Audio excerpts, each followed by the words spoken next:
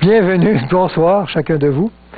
Et on poursuit donc cette partie sur le sanctuaire en rapport avec les vérités du symbolisme en Jésus-Christ. Et nous sommes rendus dans le plan de la programmation sur les services. On sait qu'il y a 3 grands services, principaux services, et chacun des services représente un temps dans l'histoire, dans le ministère de Jésus-Christ pour effacer le péché de l'univers. On va débuter avec le premier service qui est le service quotidien. On se rappelle que le service quotidien, c'est qu'on offrait un agneau matin et soir, tous les jours. Il disait de le faire à perpétuité. Alors ça a sûrement un sens qui veut dire pour toujours. C'est l'animal qui était ici. Évidemment, ça représente le ministère de Jésus dans le temps, c'est-à-dire quand il s'incarne, il meurt, il ressuscite et il va monter au ciel. Cette partie-là représente le service quotidien. Il va y avoir le service d'expiation, le service où on pardonne nos péchés, on demande pardon pour un péché en mettant nos mains sur l'animal, qui va représenter le service de Christ, de là où il est monté au ciel, jusqu'en 1844, on va voir cette date-là un peu plus tard. Et le service annuel, c'est un service de la purification du péché, où Jésus va débuter ce service-là dans le temps, beaucoup plus tard, après 1844, jusqu'à aujourd'hui, il est encore en action. Avant de débuter, donc, le premier service, qui est le service quotidien, pour bien comprendre, on va saisir un élément. Le salut en Jésus-Christ, c'est un salut qui nous touche, tous, dans le sens qu'il nous a tous placés dans une position d'être sauvés. C'est-à-dire, non pas, je pense, sauvés, ça veut dire au ciel, mais sauvés dans le sens libérés du péché, détachés du péché. On n'est plus esclave de péché. On a le choix maintenant. Et ce sacrifice de Jésus nous a placés dans une position libérée de cet esclavage du péché. C'est ce qu'on va voir. Donc, l'impact de son œuvre de rédemption, c'est-à-dire l'incarnation, la mort et la résurrection de Jésus, c'est-à-dire son œuvre terrestre, dans le parvis, son impact sur la race humaine est de la même portée que l'impact qu'a eu le péché d'Adam sur la race humaine. Il est facile de comprendre que Adam et Ève, avant le péché, étaient dans une perfection idéale. On comprend que quand Adam et Ève ont péché, à cause de cela, toute la race humaine après lui est impactée, elle tombe dans le péché sans même le vouloir. Donc Adam, le malheur qu'il a fait de tomber dans le péché a eu un impact sur la race humaine. Ça, on comprend ça facilement. Mais l'impact de ce que Christ a fait à la croix et à la résurrection, et ainsi de suite, a un impact aussi puissant sur la race humaine. Autant Satan nous a détruits dans le péché, autant Christ, ce qu'il a fait à la croix, nous ressuscite dans une position pardonnée, libérée, justifiée, capable de s'éloigner du péché. Comme pour Adam, Jésus s'est fait le père de la race humaine. Qui est le père de la race humaine? On le connaît, c'est Adam. Mais parce que Adam a, étant donné que le père de la race humaine fait une bêtise, ça a eu un impact sur toute la race humaine. En s'incarnant, Jésus a accepté de devenir le père de Adam. Le père de la race humaine, parce qu'il est humain. Et ce qu'il a fait, en tant que premier humain, a un impact aussi puissant que ce que Adam a fait. En lui, toute la race humaine est morte, ressuscitée et lavée de ses péchés. nous sommes tous maintenant positionnés à entrer au ciel. Ce que en Adam nous avions perdu, en Jésus-Christ, nous le retrouvons. Amen. À cause de son incarnation, sa mort et sa résurrection, à cause de ce sacrifice, il nous replace dans cette position privilégiée d'être sauvés. On peut voir des textes dans la Bible pour appuyer cette nouveauté pour vous sûrement. Dans 1 Corinthiens 15:45, on peut lire « C'est pourquoi il est écrit, le premier homme, Adam, devint une âme vivante. Le dernier Adam est devenu un esprit vivifiant. » Ici, Paul met ensemble le premier Adam et le deuxième. Le deuxième, c'est Jésus-Christ. Il appelle donc Jésus le dernier ou le deuxième Adam. Verset 47. Le premier homme tiré de la terre est terrestre, le second homme est du ciel. Il fait cette comparaison entre les deux Adams, l'Adam qu'on connaît bien, et Jésus, qui est aussi le premier de la race, quand il s'est incarné. 1 Corinthiens 15:21. Car puisque la mort est venue par un homme, lequel? Adam. C'est aussi par un homme qu'est venue la résurrection des morts. Lequel homme? Jésus. Et comme tous meurent en Adam, à cause de son péché, de même aussi tous revivront en Christ. Et le tous, il n'en manque pas un, c'est-à-dire toute la race humaine, reprend position de vie par ce sacrifice de Jésus à la croix. Romains 5:18. On peut y lire. Ainsi donc, comme par une seule offense, la condamnation a atteint tous les hommes. Donc, quelle offense? Une seule, c'est celle d'Adam. Il a péché. Et la condamnation a atteint toute la race humaine. Il est écrit, de même, par un seul acte de justice, la justification qui donne la vie s'étend à tous les hommes. Quel acte de justice? Son incarnation, sa mort et sa résurrection. Son ministère sur terre. Cet acte de justice, qu'est-ce qu'il dit? La vie s'étend à tous les hommes. Car comme par la désobéissance d'un seul homme, la multitude a été rendue pécheur, donc la désobéissance d'un seul, c'est Adam, Paul dit, de même par l'obéissance d'un seul, la multitude sera rendue juste. Amen. C'est fantastique, ça, de comprendre ça. Ce que Jésus fait a un impact sur la race humaine, je dirais même plus puissant encore que l'impact qu'a eu le péché d'Adam sur la race humaine. 2 Corinthiens 5:14. L'amour du Christ nous étreint à cette pensée qu'un seul est mort pour tous, donc que tous sont morts. Donc, en Jésus-Christ, cette condamnation qui pesait sur nous, c'est-à-dire la mort, en lui, toute l'humanité, à sa mort, mourait. Donc, vivait cette condamnation. Mais, à sa résurrection, toute l'humanité, en Christ, ressuscitait. Dans une position que l'on vit aujourd'hui, qu'on en bénéficie aujourd'hui. Romains 6, verset 4.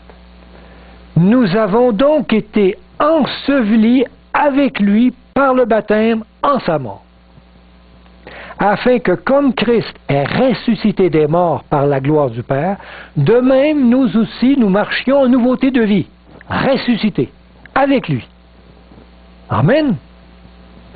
En effet, verset 5, si nous sommes devenus une même plante avec lui par la conformité à sa mort, nous le serons aussi par la conformité à sa résurrection. En lui nous mourrons tous, et en lui nous ressuscitons tous. Toute la race humaine maintenant est impactée, je ne sais pas comment dire autrement, elle a cet impact de ce que Jésus a fait à la croix. Éphésiens 2,6. Il nous a ressuscités ensemble et nous a fait asseoir ensemble dans les lieux célestes en Jésus-Christ. Alors Paul, il va plus loin. Il dit qu'on est déjà rendu au ciel. Assis sur le trône avec lui. Alors, c'est la position qui nous est donnée, demandée, voulue par Dieu, et il attend qu'on la prenne, cette place. Le Seigneur est bon. Et tout ça par son sacrifice. On continue. Colossiens 2,13. Vous qui étiez morts par vos offenses et par l'incirconcision de votre chair, il vous a rendu à la vie avec lui, en vous faisant grâce pour toutes vos offenses. Pardonne tout ça et il remet dans une position acceptable pour Dieu. Parce qu'on se dit, il nous a justifiés. Car vous êtes morts et votre vie est cachée en Christ, avec Christ en Dieu. Notre vie est effective parce que lui, il est humain, il est mort et il est ressuscité. Et à cause de cela et de ce qu'il vit, nous sommes en lui vivants.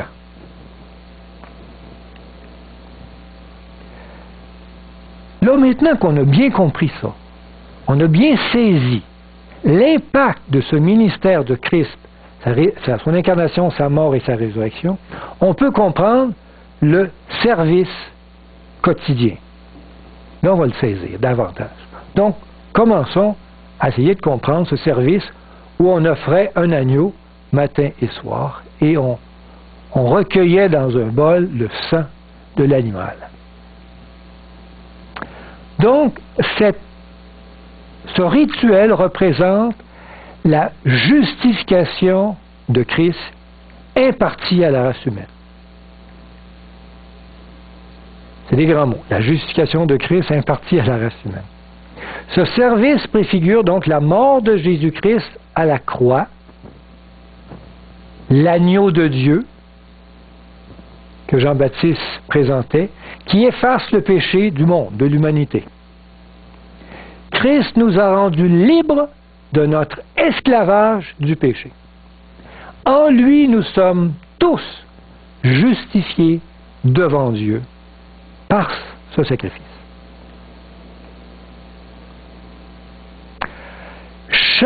Chaque soir et chaque matin, ce sacrifice représente, à chaque fois qu'on sacrifie un animal le matin, on en sacrifie un le soir, il y a un symbolisme. Pourquoi en faire un tous les matins, tous les soirs? Une fois de temps en temps, ça va. Mais tous les matins, on l'a fait, le matin et le soir. Ce que ça symbolise que Jésus, ressuscité, accepte aujourd'hui, matin et soir, de se sacrifier. Il accepte de revivre ce sacrifice. Mais, donc ce sacrifice que Jésus accepte, il accepte de demeurer dans la race humaine, de vivre prisonnier de notre nature, d'être limité dans un corps humain. Chaque matin et chaque soir, il décide de rester le Père de la race humaine. Pour quelqu'un qui est Dieu, c'est un énorme sacrifice. On peut comprendre ça? Quelqu'un qui est Dieu tout-puissant et qui peut tout faire et qui se limite dans la race humaine en devenant qu'un humain, et à chaque jour, matin et soir, il prend la décision de rester dans cette position limitée. C'est un sacrifice perpétuel. Et il reste dans cet état pour nous sauver éternellement. Amen. Jésus accepte de se limiter dans une nature humaine afin que nous soyons admis auprès de Dieu. Cette acceptation fait de lui une victime expiatoire, perpétuelle, afin de nous conserver à jamais la vie éternelle. Pour que nous demeurions dans une position acceptable pour Dieu, sauvé au ciel, et ainsi de suite, Jésus accepte, doit demeurer dans cette position d'humanité pour toujours. C'est ce qui représente le sacrifice du matin et du soir. On peut lire ça dans Romains 3, verset 24. Ils sont gratuitement justifiés par sa grâce, par le moyen de la rédemption qui est en Jésus-Christ. C'est lui que Dieu a destiné, par la foi en son sang, à être une victime propitiatoire. Et une victime propitiatoire perpétuelle. Extraordinaire comme service en rapport à cette représentation d'un service perpétuel matin et soir où Christ, on voit Jésus qui matin et soir accepte de mourir à soi-même, de ne plus jamais, pour l'éternité, retrouver ces dons illimités qu'il avait en étant Dieu. Pardon? Ses attributs divins. Merci. Allons maintenant au deuxième service. Le service d'expiation. Le service d'expiation, c'est là quand on avait un péché, on prenait un animal qui nous appartenait, on l'amenait au sanctuaire et on l'offrait en sacrifice en imposant, en confessant nos péchés sur l'animal. Et c'était nous qui, avec l'instrument, tuait l'animal et on captait le sang dans un bol pour poursuivre le service. Le service d'expiation, qui représente le service de Jésus quand il est rendu au ciel, dans le temps. Donc, pour poursuivre la compréhension de ce service, on va comprendre des éléments qui vont nous le faire saisir. Donc, Jésus est entré au ciel. On est-tu bien saisi de cette vérité? Donc, Jésus, quand il est ressuscité, on sait qu'il est monté au ciel. Mais il est allé où au ciel? Hein, on a des images sous les nuages, ou je ne sais pas trop ce qui se fait au ciel, Jésus. Ouais. Et on va déterminer exactement qu'est-ce qu'il fait Jésus au ciel. Après son ascension, Jésus est entré dans le lieu saint. Exactement ce qui se faisait quand ce sacrifice était offert. Le sacrificateur prenait le sang de l'animal et le transportait à l'intérieur de la tente d'assignation. On se rappelle de cela? Il entrait dans le lieu saint. Il prenait de ce sang et il aspergeait le voile et les 4 cornes de l'autel des parfums. Et après ça, il en ressortait.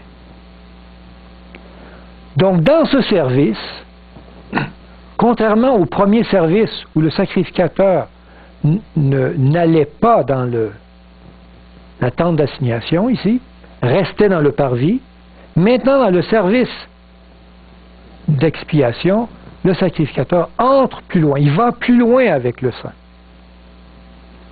Et ça représente que Jésus est entré plus loin avec ce sacrifice. Il est entré dans le ciel même. Donc, les 2 grandes parties du sanctuaire, c'est-à-dire le parvis et la tente d'assignation, donc ces 2 éléments-là, représentent donc 2 étapes chronologiques dans le plan du salut.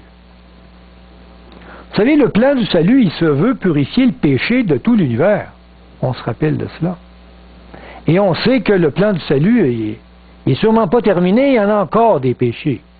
Il y en a encore même des gens qui en font. Alors, il faut vraiment poursuivre. Ça ne se termine pas dès la mort de Jésus. Ça se poursuit. Donc, le parvis représente le sacrifice expiatoire de Jésus sur terre et la tente d'assignation représente le ministère d'intercession de Jésus au ciel. Donc, dans 2 temps différents, d'accord? Parce que ça fait son temps, ça fait. Après son ascension, Jésus est donc entré dans la première partie du sanctuaire céleste. Donc, après son ascension, Jésus est rentré ici, comme dans le rituel, afin de poursuivre son œuvre d'éradication du péché. Donc ici, quand il y avait un sacrifice matin et soir, Jésus a effacé des péchés. Il a pardonné, c'est un sacrifice où on pardonne. Mais le problème avec Dieu, c'est qu'il a beau pardonner tous les péchés des gens en font encore. Faut qu'il arrête. Faut que la puissance de l'amour de Dieu, de son sacrifice, puisse amener l'être humain à cesser de transgresser. Sinon, ça n'a aucune efficacité. Donc Dieu, à son sacrifice matin et soir, va pardonner les péchés de tout le monde. Mais il ne pardonnera pas le péché où on est conscient et on le rejette. Là, il y a des limites. Donc Dieu respecte notre rejet de sa personne. Mais ici, Dieu, quand il va plus loin, qu'est-ce qu'il veut faire rendu ici dans ce... Il veut intercéder plus puissamment pour son Église, afin que chaque personne de son Église prenne conscience qu'il faut qu'elle arrête consciemment de pécher. Donc ici, on a pardonné tous les péchés inconscients. Ici, on a envie de pardonner les péchés conscients. C'est-à-dire arrêter de consciemment transgresser ou rejeter Dieu. On va voir ça dans Hébreux 9, 12. Il est écrit, « Mais Christ est venu comme souverain sacrificateur des biens à venir. Il a traversé le tabernacle plus grand et plus parfait, qui n'est pas construit de la main de l'homme, c'est-à-dire qui n'est pas de cette génération. » Donc, il est entré dans le ciel. Création, merci. Verset 12. « Et il est entré une fois pour toutes dans le sanctuaire, et non avec le sang des boucs et des veaux, mais avec son propre sang. Et c'est ainsi qu'il nous a obtenu une rédemption éternelle. » Donc, très clair que Jésus est entré où? Dans un sanctuaire céleste. En l'an 90 après Jésus-Christ, l'apôtre Jean, en vision, voit Jésus dans le temple où se trouve le chandelier d'or à 7 branches. Donc, Jean, l'apôtre, voit une vision de Christ. Et c'est intéressant, c'est dans Apocalypse, chapitre 1, verset 12. Il dit, « Je me retournais pour connaître quelle était la voix qui me parlait. » Donc, Jean se retourne pour savoir qui lui parle. Et après m'être retourné, je vis 7 chandeliers d'or. Ici, il y avait un chandelier à 7 branches. Et Jean voit 7 chandeliers de bord. C'est une image qui représente évidemment le chandelier qui est ici. Évidemment, c'est plus petit dans le lieu, mais au ciel, c'est plus grand, il y en a 7. Et au milieu des 7 chandeliers, quelqu'un qui ressemblait à un fils d'homme. Qui était-ce? Jésus, vêtu d'une longue robe et ayant une ceinture d'or sur la poitrine. Jean voit Jésus dans cette partie-ci dans le ciel. Intéressant de savoir que Jésus était rendu là. À ce moment, le trône de Dieu se trouve dans le lieu saint. Il faut se rappeler que, je reprends la question qu'on avait eue la dernière fois, cette partie-là représente dans le temps le ministère de Christ pour la rédemption du péché. Cette partie ici représente dans le temps Jésus-Christ plus loin dans le temps. Cette partie ici donc représente son ministère, mais cette partie dans le lieu très saint représente dans le temps son ministère plus loin. Ce n'est pas un lieu dans le ciel, c'est un temps dans le ciel. On comprend ça? Donc, quand Jésus entre dans le ciel, pour nous, c'est dans cette partie-ci, mais pour le ciel, c'est dans un moment précis, où le Père est présent à côté du Fils, dans le lieu saint, dans le ciel, pour nous, dans le lieu saint. Donc, à ce moment, le trône de Dieu se trouve dans le lieu saint, avec Christ. On peut voir ça dans Apocalypse, chapitre 4, verset 5. On peut y lire, ces gens, toujours en vision, il dit, du trône sort des éclairs, du trône, des voix et des tonnerres. Devant le trône brûlent 7 lampes ardentes. Donc devant le trône, il y a le chandelier à 7 branches, qui sont les 7 esprits de Dieu. Le trône de Dieu, donc, est dans cette position dans le sanctuaire céleste. C'est-à-dire, pour nous, donc, c'est dans un moment du ministère de Christ qui est très précis. Quand Jésus est monté au ciel, le temps d'intercession pour que nous puissions cesser de pécher.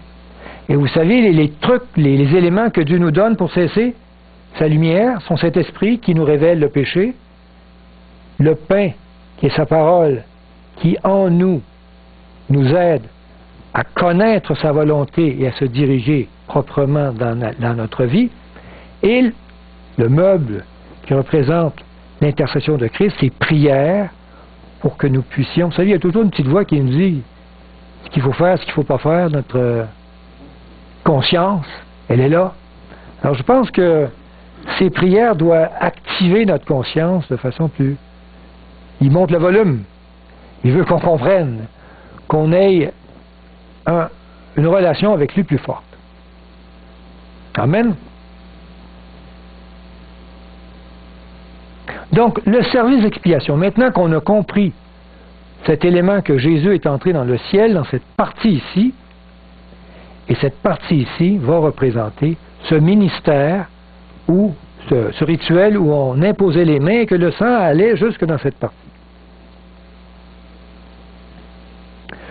Et donc, ce service représente, pour nous aujourd'hui, ce que Christ offre, il offre notre sanctification. En fait, sa sanctification qui nous rend capables de marcher avec lui sans jamais chuter, sans jamais tomber dans le péché.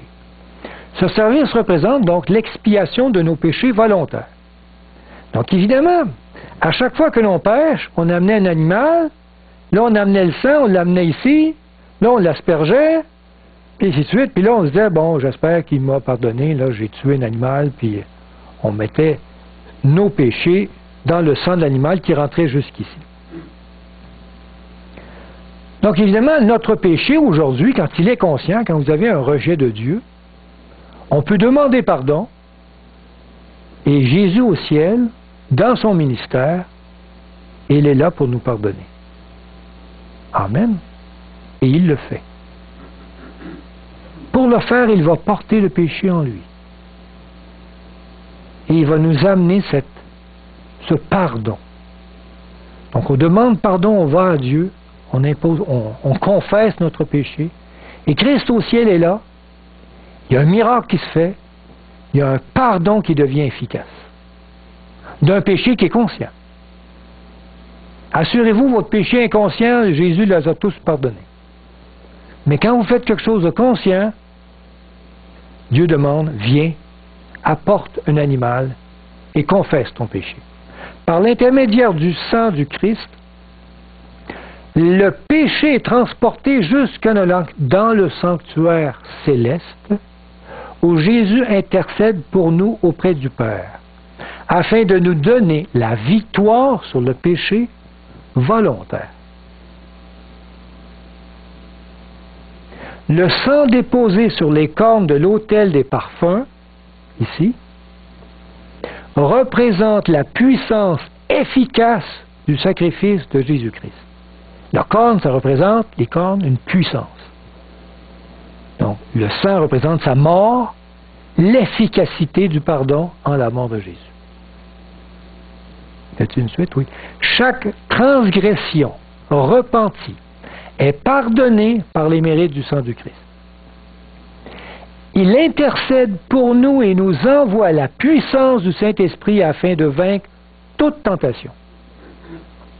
Donc à chaque fois qu'il y a dans notre vie un péché, on pardonne, ça va au ciel, en Jésus-Christ, c'est l'image qu'on a, et Jésus fait en sorte qu'il va purifier ce péché, aller jusque dans ce lieu, et il va nous envoyer le Saint-Esprit, il va nous rappeler sa parole, et il va nous intercéder pour nous afin que, en comprenant son amour, on cesse de rejeter Dieu définitivement.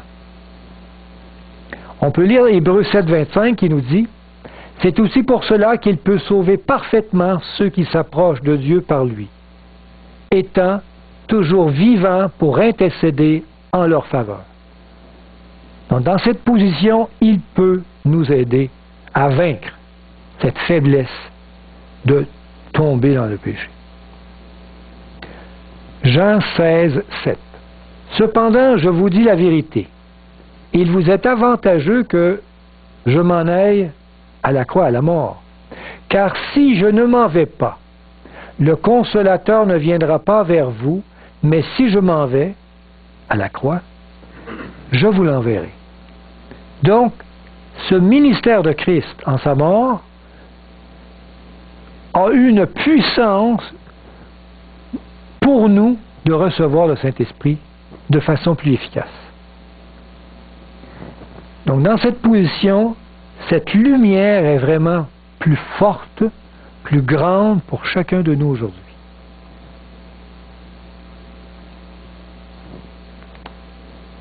On a compris cela pour les deux premiers ministères. Donc ici, il pardonne tous nos péchés inconscients.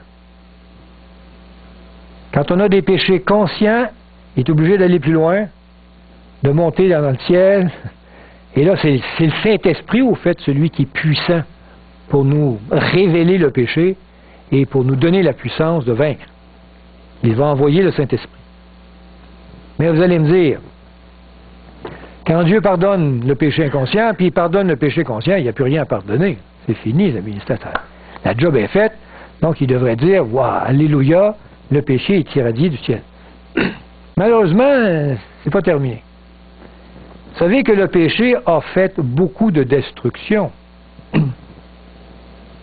dans l'univers. Et malheureusement, les humains,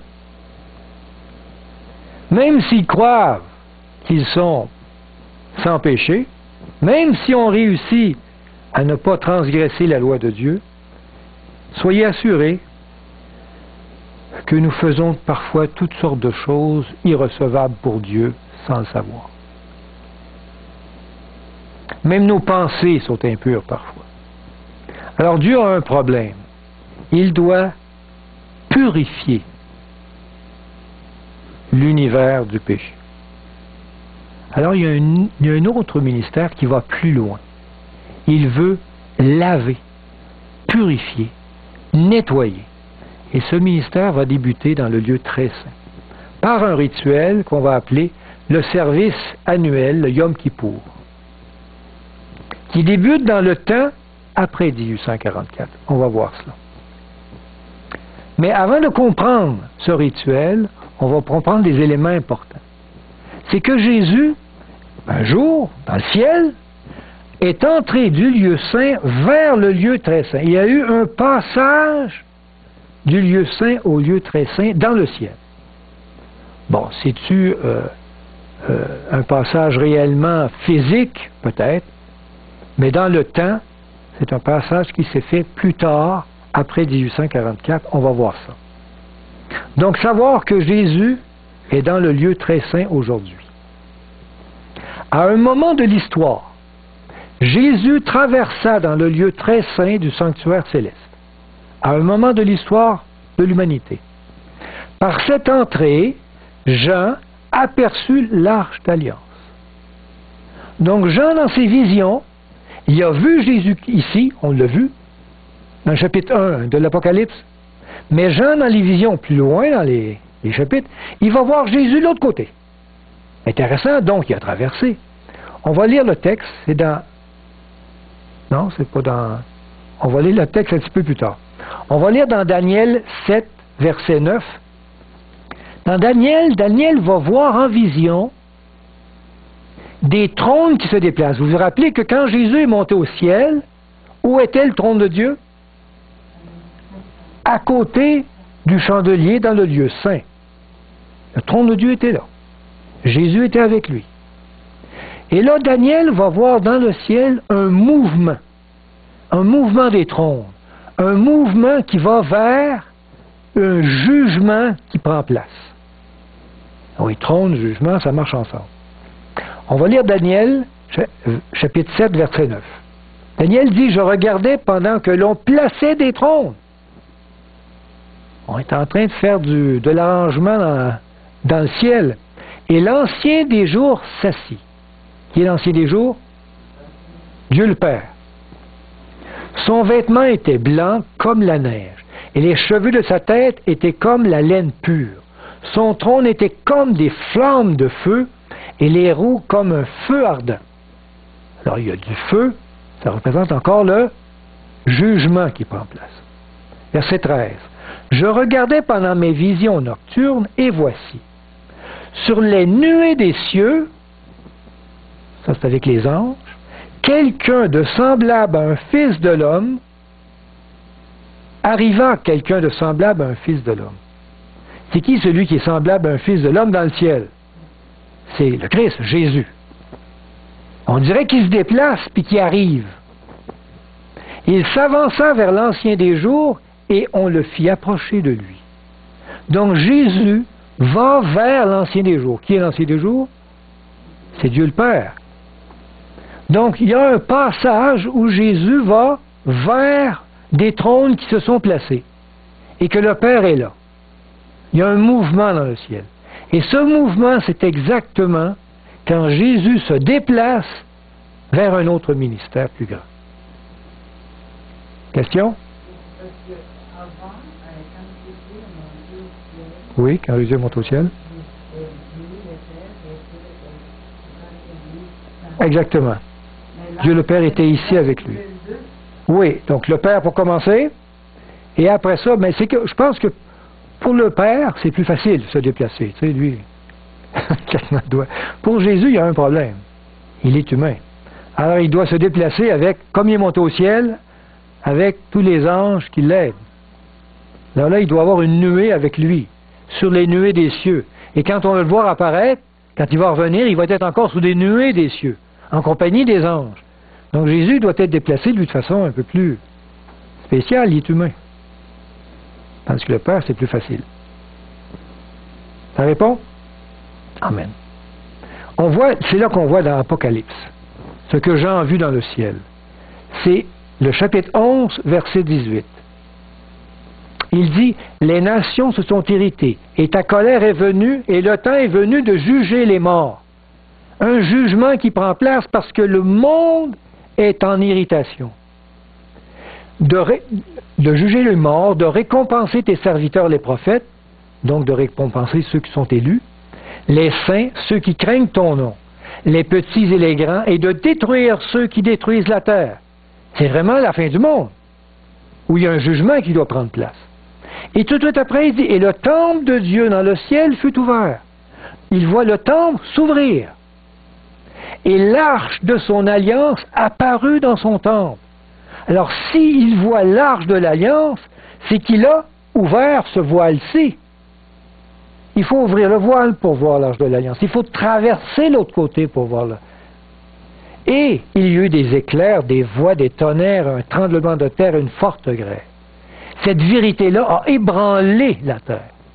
A ébranlé la terre de ce fantastique ministère où on comprend que Jésus, maintenant, est entré dans une position plus excellente encore et plus grande dans son jugement.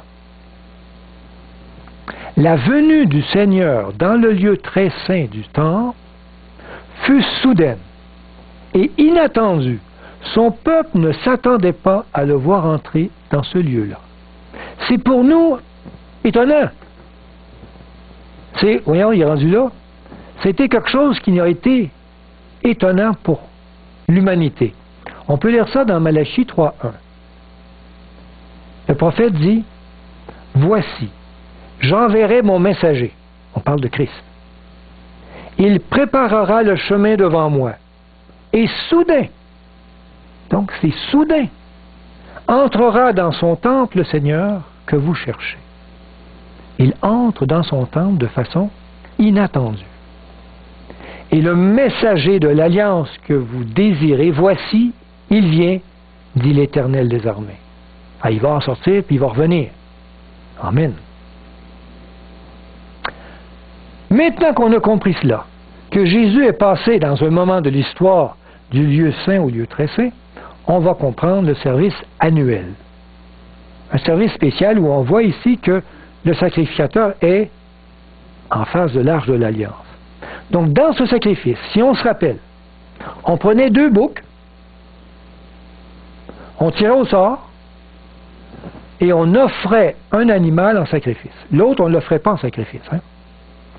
Et le sang de l'animal, on le prenait, on entrait dans le lieu saint, et on soulevait le voile, et on entrait dans le lieu très saint avec le sang d'un animal. Et on aspergeait sur l'autel, c'est-à-dire l'arche de l'Alliance, avec l'encensoir. Donc le sang de l'animal, c'est-à-dire le sacrifice de Christ, va plus loin dans ce rituel. Il n'y a pas plus loin après, hein? Il n'y a pas d'autre appartement après. C'est le bout. Alors il y a le ministère, c'est le dernier ministère du Christ pour la purification du péché dans l'univers. Donc ce rituel représente donc, en Jésus-Christ, sa purification qui nous offre à l'humanité puis à l'univers aussi. Mais à l'humanité surtout. Donc ce sacrifice représente la purification et l'effacement de tous les péchés. Wow! L'effacement. Vous savez, quand Dieu va effacer le péché, c'est pas encore effacé, il a pardonné mais effacé. Il faut comprendre qu'il y a une distinction entre pardonner et effacer, on va voir ça un jour. Quand Dieu va effacer le péché, il va même l'effacer de sa mémoire.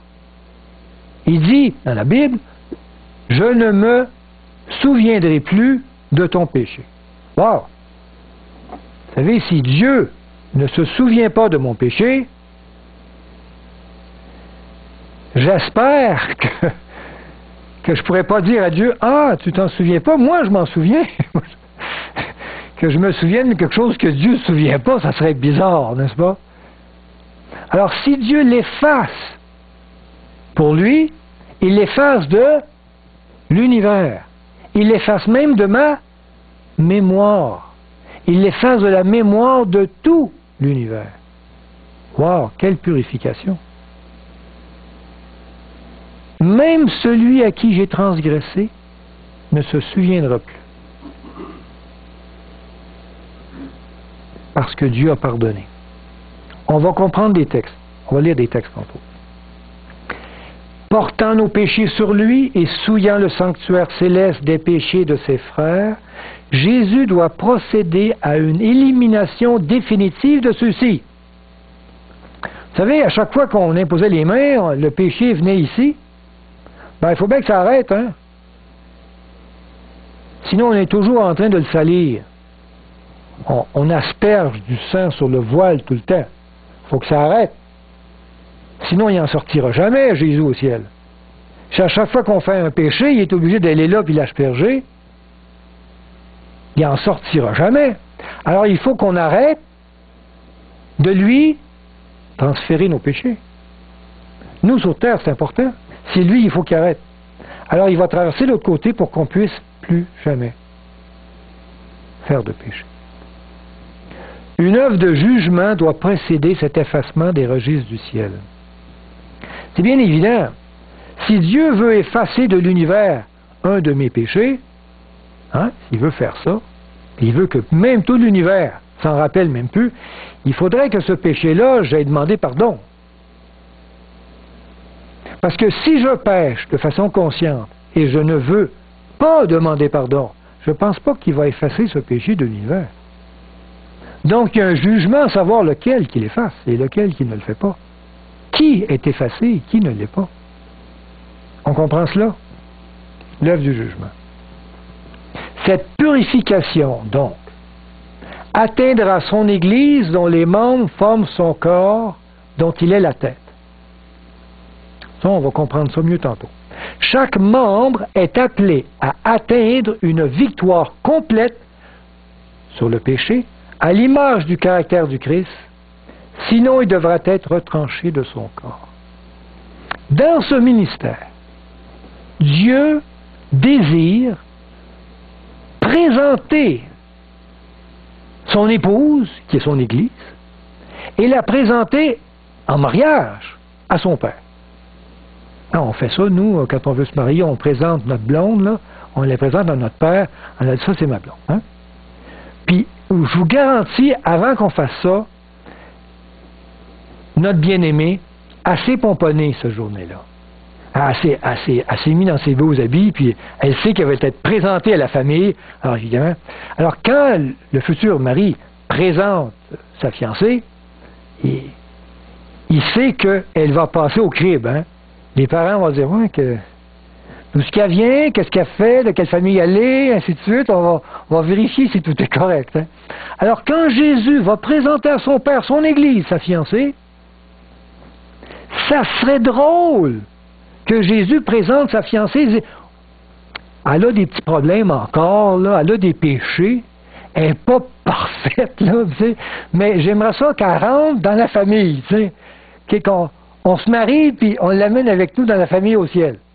Là, le père est là, il dit, je pense qu'il y a encore des problèmes avec elle. Alors évidemment, avant de présenter sa fiancée, Jésus va être obligé de la purifier.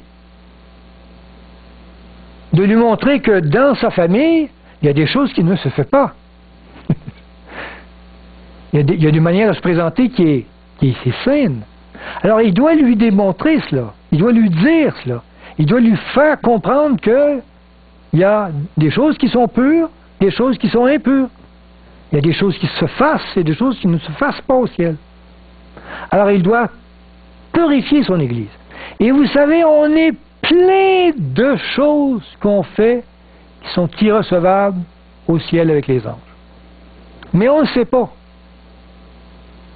Comme par exemple, je ne sais pas moi, si vous êtes habitué de piler sur les pieds de ceux qui vous entourent pour marcher, ça ne se fait pas. Alors il y a des choses qui sont irrecevables, mais qu'on est tellement habitué de faire que Jésus va être obligé de nous révéler nos erreurs, nos faiblesses, nos manquements, nos mauvaises façons de faire, qui sont irrecevables. Dieu va nous les révéler. Et un coup qu'on le sait, comme par exemple, vous savez que le sabbat, c'est quelque chose qui a été révélé. Et maintenant que nous le savons, cette vérité, on sait que, non, ça, il fallait faire ça, je ne savais pas. Maintenant, vous le savez, la volonté de Dieu. Ça peut être des aliments, ça peut être une représentation de notre habit, ça peut être une façon de parler, ça peut être un côté violent que l'on a, n'importe quoi. Quand il nous révèle un péché, une faiblesse, un manquement, comment on réagit à ça, nous? Je pense qu'on arrête, hein? On dit, Seigneur, aide-moi, purifie-moi, montre-moi encore si j'ai quelque chose d'autre de pas correct, montre-moi-les, je ne le vois pas. Et à force d'être en relation avec Dieu, qu'est-ce qu'il va faire, Dieu? Il va nous le montrer. Et si on dit, all right, je suis content, Seigneur, tu m'as montré ma faiblesse, je ne la fais plus. Vous savez, chez nous, la petite fille, on lui dit où est-ce qu'il faut faire pipi, puis où est-ce qu'il fait. Et là, aujourd'hui, elle ne le fait plus, elle le fait comme ça. Mais au début, elle ne savait pas. Puis tranquillement, on est comme ça, on est comme des enfants que Dieu nous apprend ce qui est correct et incorrect pour le ciel. Et parce qu'on aime nos parents, on lui obéit. Et on se purifie. Jusqu'à temps qu'il peut présenter son Église, on va dire, voici, elle est parfaite. Puis présenter à son Père, dire, emmène-la avec nous. Elle est parfaite. Il n'y a rien en elle que je peux trouver de irréprochable. Elle est donc correcte. C'est sa purification offerte. On peut lire ça dans Hébreux 9, verset 13. Car si le sang des taureaux et des boucs et la cendre d'une vache répandue sur ceux qui sont souillés sanctifie et procure la pureté de la chair, vous savez, c'est vrai que la cendre, en tout cas, sur des plaies, aidait à guérir. Il dit à combien plus le sang de Christ, qui par un esprit éternel s'est offert lui-même sans tache à Dieu, purifiera-t-il votre conscience des œuvres mortes, afin que vous serviez le Dieu vivant, et le servir d'une façon efficace. Il veut nous laver de nos œuvres mortes, et parfois souvent inconscientes. Dans Hébreux 10, 16, « Voici l'alliance que je ferai avec eux. Après ces jours-là, dit le Seigneur. » Et moi, je vous dis qu'après ces jours-là, c'est après la mort, la résurrection de Jésus, l'entrée dans le lieu très saint. Là, à cette position-là, je mettrai mes lois dans leur cœur. Je les écrirai dans leur esprit, et il ajoute, et je ne me souviendrai plus de leurs péchés, ni de leur iniquité. Attendez pas d'être ressuscité pour ça. Il veut faire cela dans ce ministère où il est actuellement au ciel en train de vouloir le terminer. Il veut mettre toutes ces lois dans notre esprit, dans notre cœur, qu'on soit parfait avec lui, et là, il va tout effacer les péchés. C'est dit dans Hébreux 10, 16. Dans ce rituel, il y avait 2 boucs. Le premier bouc qu'on sacrifiait représentait Jésus-Christ. Le sacrifice, la mort de Jésus, qui a le pouvoir, la force de purifier ses péchés. Lors du service, le premier bouc représente donc le Christ sacrifié pour l'expiation. On peut lire ça dans Lévitique. C'est dans Lévitique chapitre 16 qu'on a la description du rituel de la purification du sanctuaire ici, dans le lieu très saint. Donc Lévitique 16, verset 7, on peut y lire, c'est Aaron, donc le grand sacrificateur, prendra les 2 boucs et il les placera devant l'Éternel. Donc ici, ils sont là, les 2 boucs, à l'entrée de la tente d'assignation. Aaron jetera le sort sur les 2 boucs. Un sort pour l'Éternel et un sort pour Azazel. C'est tout ce qu'il dit en fait on choisit un pour un, puis l'autre pour Azazel. Aaron fera approcher le bouc sur lequel est tombé le sort pour l'Éternel, et il l'offrira en sacrifice d'expiation. Donc là, c'est bien dit. Lui, il va expier le péché. Et le bouc sur lequel est tombé le sort pour Azazel sera placé vivant devant l'Éternel, on ne le sacrifie pas, afin qu'il serve à faire, c'est marqué l'expiation, on devrait lire l'imputation, et qu'il soit lâché dans le désert pour Azazel. Donc, on place sur lui les péchés et on le lâche dans le désert. Et le bouc pour Azazel représente donc Satan, celui qui est responsable de tous les péchés commis depuis que le péché existe. Donc, le second bouc représente Satan qui porte la responsabilité de tous les péchés non expiés, d'où l'expression bouc émissaire. Je pourrais dire même tous les péchés. Tu sais, l'expression le bouc émissaire, ça vient d'ici, ça, le bouc, qui prend sur lui tous les blâmes. Il était chassé au désert. Donc, quand le bouc, ici, lui, ressortait, on prenait le bouc, on ne le sacrifiait pas. On le prenait et on le sortait du sanctuaire. Et là, on nommait quelqu'un. J'ai plus quelqu'un, Ayetsi, qui est tombé. Et qui prenait le bouc avec lui et qui le transportait très loin, très loin, très loin, très loin, très loin dans le désert. Tellement loin dans le désert que le bouc ne pouvait plus se rappeler comment revenir. Alors, vite, on revenait au temple. Il se lavait, celui qui avait porté le bouc, donc il était donc entaché du péché. Il se lavait et là, il pouvait poursuivre ses services normaux. Mais le bouc était lâché dans le désert et il se perdait et il mourait dans le désert. On comprend cela? Ça a un sens pendant le millénium. Il était chassé au désert, préfigurant l'exil de Satan, l'auteur du mal, sur la terre désolée pendant le millénium. Donc on sait qu'il va y avoir un millénium où Satan va être comme dans un désert, où il n'y aura plus rien autour à tenter, à séduire, à amener avec lui, et ainsi de suite. Il n'y aura plus personne, il n'y aura plus d'humains, tout le monde va être mort. Alors il va être dans le désert, c'est la même chose, et il va mourir. Donc après le millénium, qu'est-ce qui va arriver avec Satan? Il va mourir. Sur lui, tous les péchés non repentis sont imputés. Au fait, tous les péchés sont imputés. On peut lire ça dans Lévitique 16, verset 21. Aaron posera ses 2 mains sur la tête du bouc vivant. Donc celui qu'on envoie dans le désert. Il confessera sur lui toutes les iniquités des enfants d'Israël et toutes les transgressions par lesquelles ils ont péché. Et vraiment, là, il reçoit tout, lui. Il les mettra sur la tête du bouc, puis il le chassera dans le désert à l'aide d'un homme qui aura cette charge. Le bouc emportera sur lui toutes leurs iniquités dans une terre désolée. Il sera chassé dans le désert.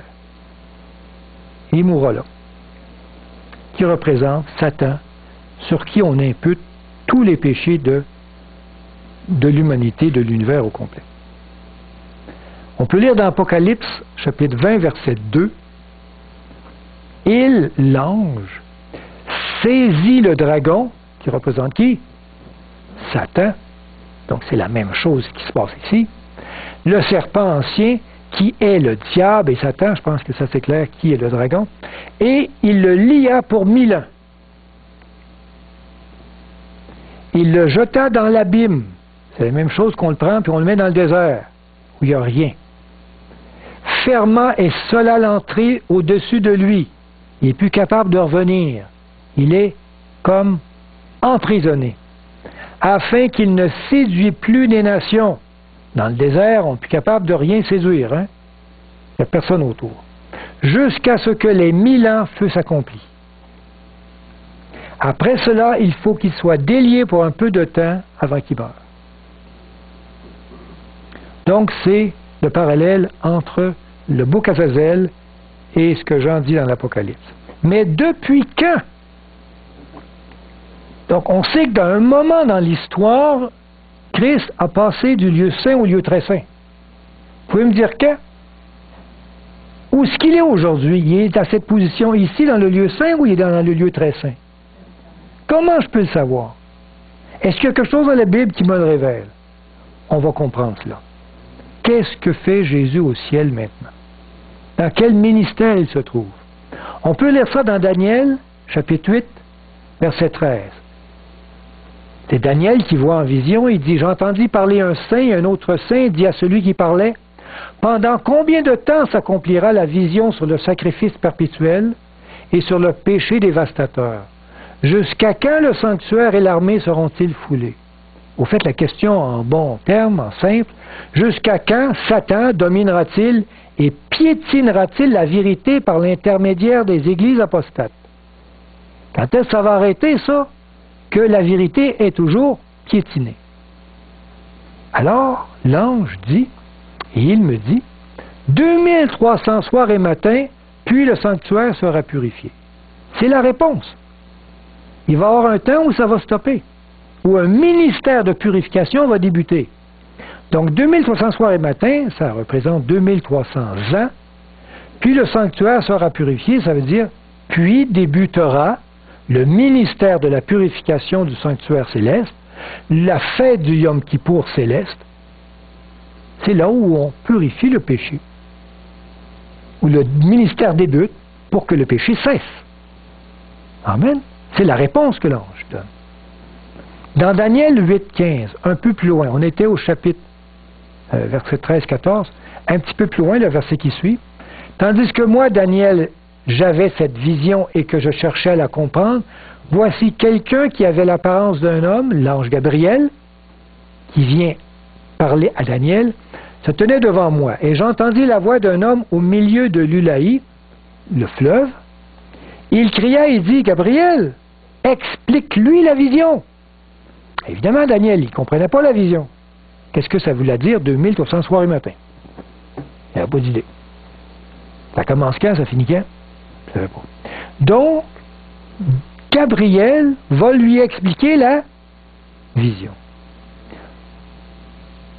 2300 soirs et matins, puis le sanctuaire sera purifié.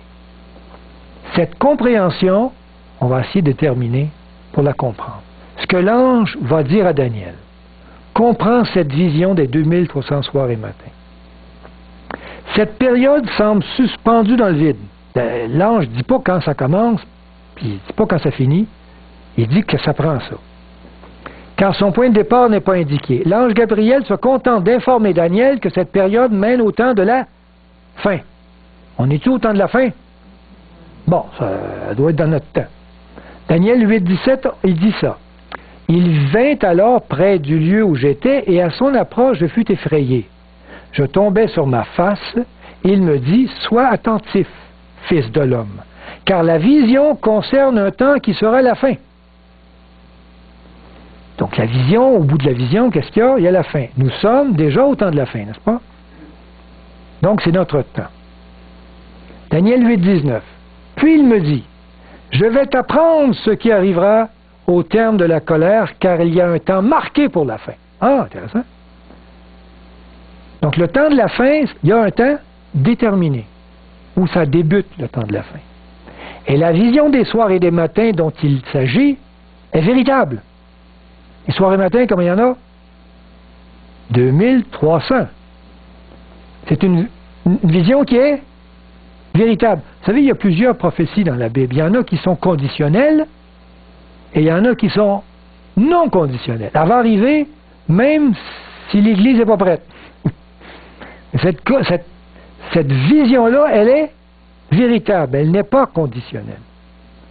Elle va arriver au temps marqué. Pour toi, Daniel, tiens secrète cette vision, car elle se rapporte à des temps éloignés, au temps de la fin. Au fait, Daniel ne pouvait pas la comprendre. Il va la tenir secrète jusqu'à aujourd'hui, jusqu'au temps de la fin où nous sommes. Nous, on peut la comprendre. On sait que dans le calcul prophétique, tous les grands théologiens vont vous dire qu'un jour prophétique égale une année littérale. C'est reconnu depuis toujours. On peut lire ça dans Ézéchiel 4,6. Je t'impose un jour pour chaque année.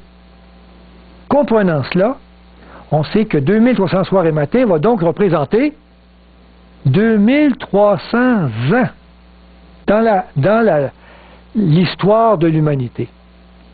Daniel 9, 23 et 24. Donc le chapitre après, l'ange poursuit sa description de sa vision. Il dit, sois attentif à la parole et comprends la vision. Toujours la vision des 2300 soirs et matins. Il dit, 70 semaines ont été fixées sur ton peuple. 70 semaines, c'est 490 ans.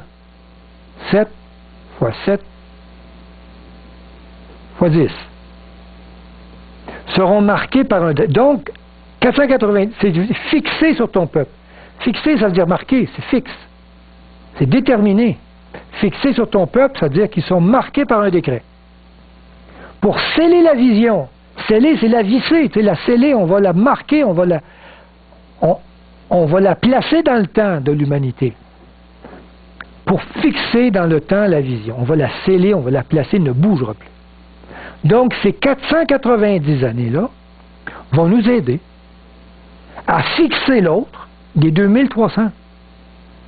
Parce que les deux débutent au même moment.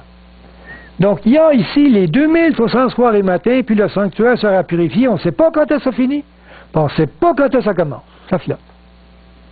Mais il dit, il m'a t'en donné un autre. 70 semaines. Celle-là, on va la fixer. Ça va être bien vissé, tu vas pouvoir déterminer l'autre. Parce qu'ils débutent en même temps les deux.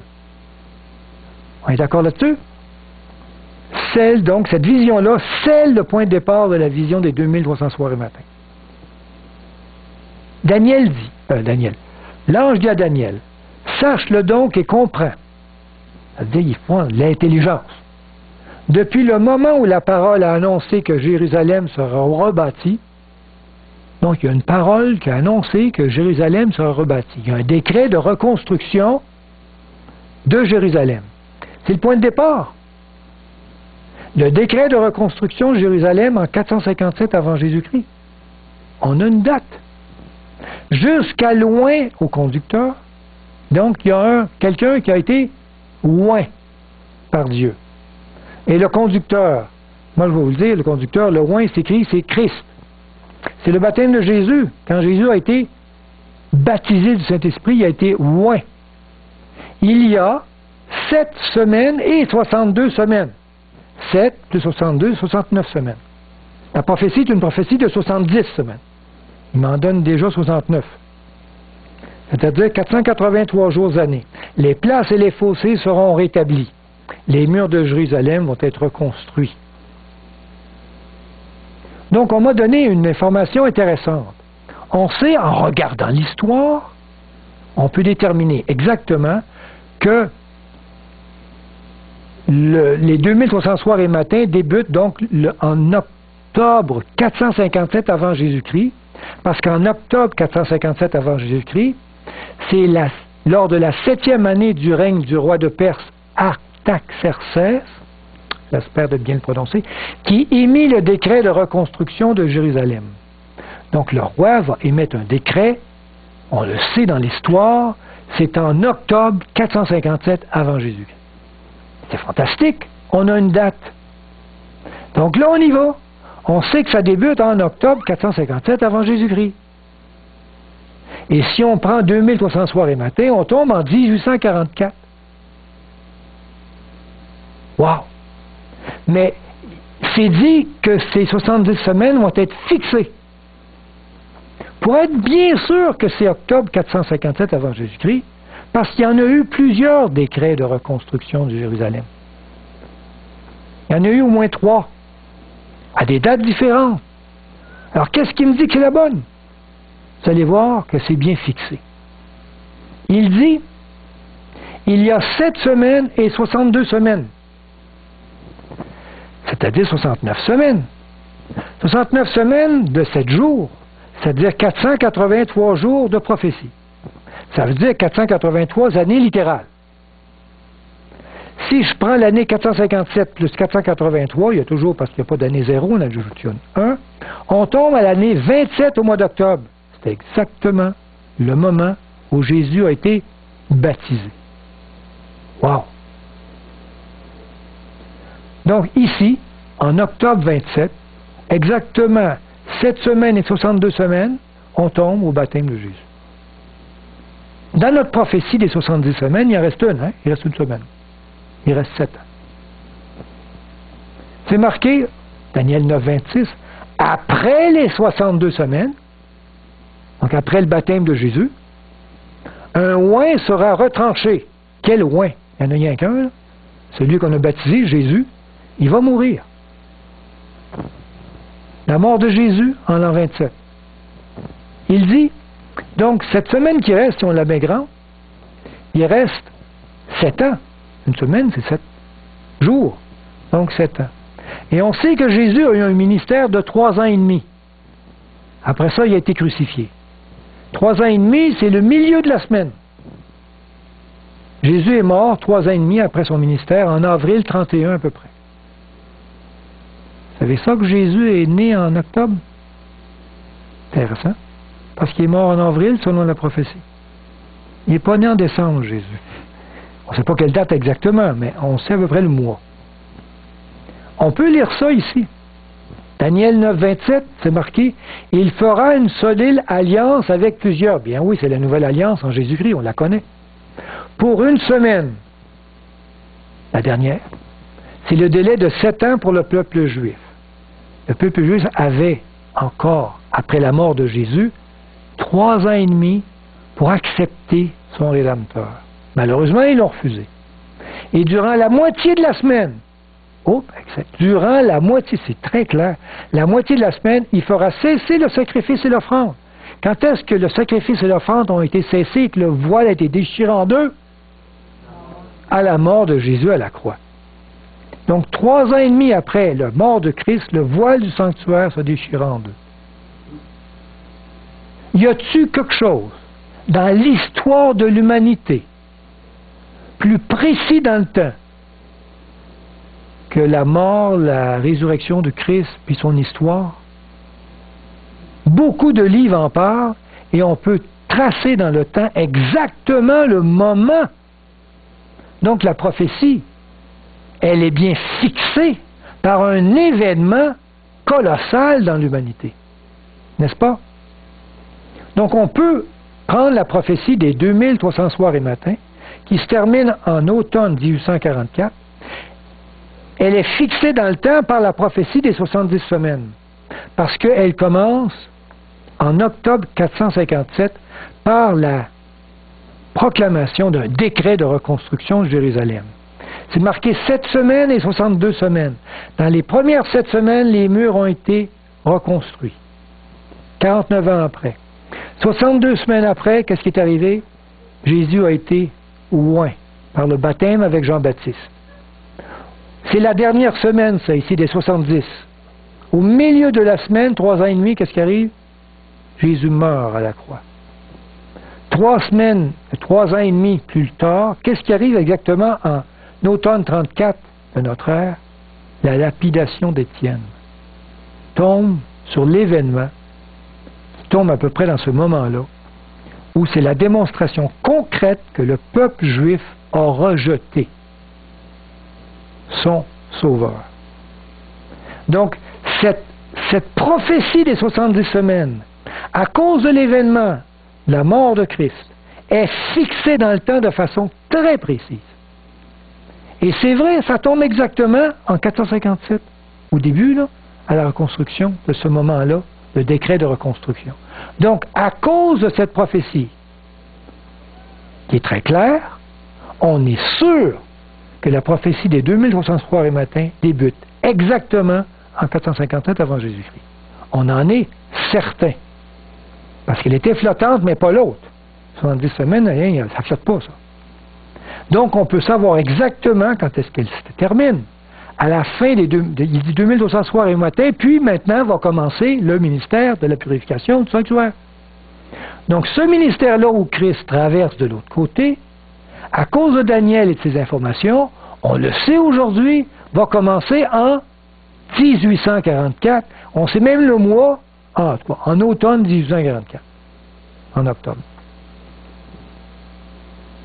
Donc, dans le temps, c'est très bien fixé à cause de la mort de Christ et de le commencement, on arrive exactement en 1844. Mais aujourd'hui, on est en quelle année? En 2011. On va arriver sur 2012. On est bien après 1844. 167 ans après. Donc, Jésus est vraiment dans son ministère de purification. Et depuis longtemps, ça ferait quelques mois ou quelques années, on se poserait des questions. Il a dû commencer, ben, mais là, c'est sûr qu'il est là. Donc, ce ministère-là du Christ, qu'est-ce qu'il fait au ciel? Son ministère est dans le rituel de la purification. Où il veut purifier quoi? Son Église. C'est nous. Il veut qu'on arrête de pécher. Ça, c'est la première chose. Il a effacé nos péchés inconscients, il est smart. Là, il veut qu'on arrête, il y a au moins ça. Là, quand on va arrêter, j'espère qu'à un moment donné, ça va être assez rapide dans votre vie, il va commencer à vous purifier. C'est-à-dire vous faire comprendre, voir vos éléments impurs que vous vivez et que vous ne savez pas. Il veut nous purifier. Et quand son Église sera totalement unie, pure, il va la présenter à son Père.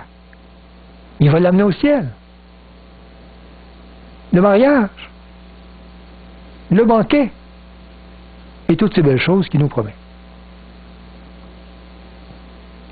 Jésus porte nos péchés. Malheureusement, je dois m'arrêter. Et je vais poursuivre la semaine prochaine, donc, sur l'élément très intéressant. J'aurais aimé qu'on puisse poursuivre avec cet élément-là. comment Jésus, à cette position-là, en lui, porte nos péchés. À chaque fois qu'on pêche, c'est lui qui est en cette position comme c'était lui qui l'avait fait. Et qui demande au Père pardon. Non, c'est en haut. Donc, la semaine prochaine, on va voir des choses encore étonnantes. Je vous demanderai juste de vous lever, on fait une prière de conclusion. Seigneur Dieu, Père éternel, toi qui es au ciel, dans ce ministère puissant, près de ton Père, avec l'Esprit Saint, rempli d'anges autour de toi, qui n'attendent que tes instructions pour venir nous aider. Seigneur Dieu, mets-nous conscience de cet événement fantastique dans lequel nous vivons aujourd'hui, ce moment où tu veux nous purifier, tu veux nous rendre à ton image, tu veux nous présenter devant ton Père céleste. Seigneur, aide-nous à prendre conscience de cette réalité et à vivre dans ce moment de purification totale. Bénis-nous, Seigneur, et bénis cette assemblée, qu'elle soit pour toi un élément efficace pour ta gloire. Au nom de Jésus, on te le demande. Amen.